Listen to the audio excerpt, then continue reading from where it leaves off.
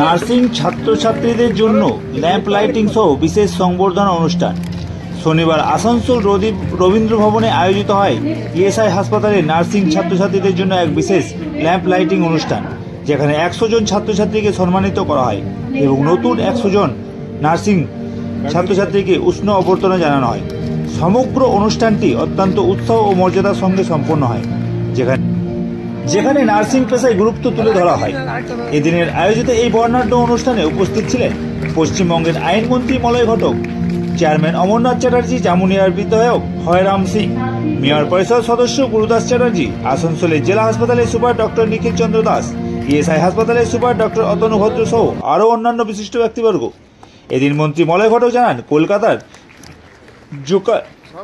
জোকা যেরকম ESI medical college রয়েছে, ঠিক সেই রকমই আসানসোলেও একটি ইএসআই হসপিটাল মেডিকেল কলেজ খুব শীঘ্রই তৈরি করা হবে। আমরা আসানসোলের ইএসআই হসপিটালের পরিষেবা ইতিমধ্যেই অনেকটাই বাড়িয়েছি।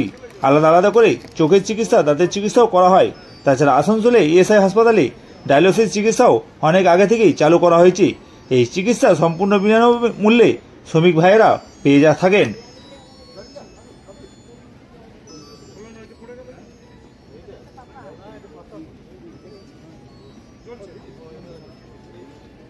অশোকনগর, উত্তর 24 পরগনা। তুমি এখানে নার্সিং পড়তে এসেছিলে? হ্যাঁ, হয়ে গেল গ্র্যাজুয়েশন। কত বছর ধরে পড়ছো? 4 বছর। কতজন তোমরা পাস করলে? 49। তো এই এত বছর যে পড়লে পরিবেশ কেমন ছিল? এরপরে কি করবে? পরিবেশ তো আমাদের কলেজে খুবই সুন্দর, মানে এত বছর বাবা মাকে ছেড়ে এখানে থাকা, বন্ধুরা একদম মানে খুব ভালো, ম্যামরাও খুব ভালো, খুব সহযোগিতা করেছে। এভাবে 4 বছর পড়াশোনা করলাম, প্র্যাকটিক্যাল থিওরি সব কিছুই করলাম, খুব ভালো পরিবেশ। আর আমাদের কলেজ তো সত্যি সেরা। আর এরপরে মাস্টার্স করার ইচ্ছা আছে, পরীক্ষা দেওয়ার ইচ্ছা আছে, এইমসে ইচ্ছা আছে, তো সব জায়গাতেই বসবো, ইচ্ছা বড় বড় আছে। এখন পর্যন্ত কোনো জব বা একটা এক্সপিরিয়েন্সের জন্য কোনো চেষ্টা কিছু পাওয়া গেছে? এখন আসলে একটু আমরা পড়াশোনা করবো ভাবছি, যে কোনো একটা সরকারি পরীক্ষা, এখন তো যেহেতু সরকারি পরীক্ষায় উত্তীর্ণ হওয়াটা দরকার, তো এই জন্য আমরা প্রাইভেটলি পড়ছি এখন।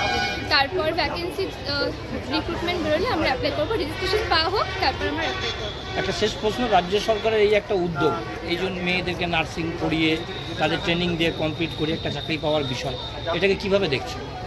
এটা খুবই একটা ভালো উদ্যোগ।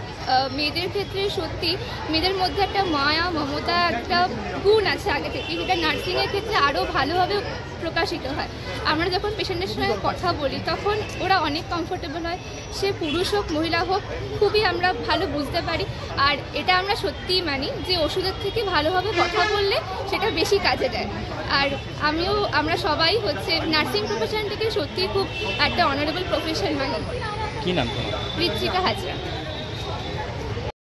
আপনারা কি এবছর পাস করলেন? হ্যাঁ, আমরা 2024-এ পাস আউট ব্যাচ, 2020 থেকে 24। কতজন পাস করলেন? আমাদের ব্যাচে 49 স্টুডেন্ট ছিল।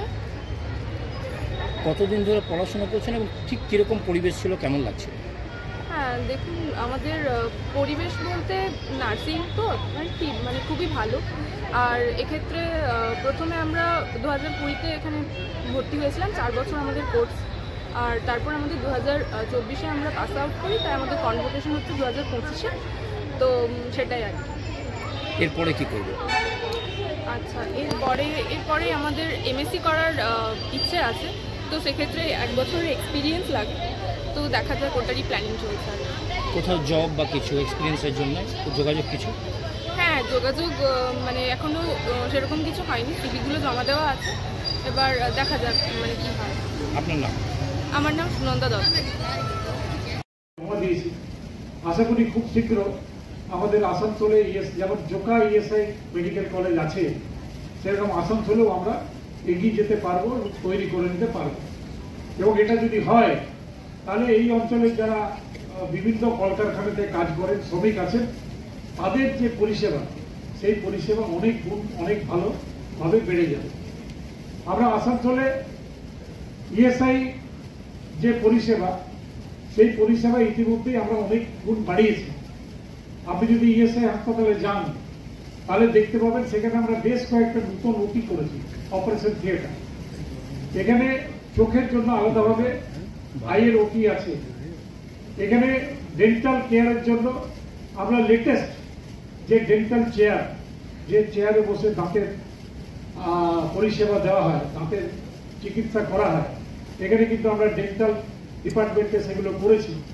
এছাড়াও আমরা এখানে আইসিইউ, ইন্টেনসিভ কেয়ার ইউনিট এখানে করেছি।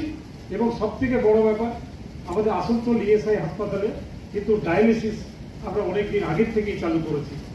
আসানসোলে যে সমস্ত শ্রমিক ভাইদের ডায়ালিসিসের দরকার হয় তাদের বাইরে যেতে হয় না, আসানসোল ইএসআই হাসপাতালে কিন্তু আমরা ডায়ালিসিস করে থাকি এবং সম্পূর্ণ বিনা পয়সায় এই পরিষেবা শ্রমিক ভাই যারা আছেন, যারা আমাদের আইপি, তাদেরকে আমরা দিয়ে থাকি।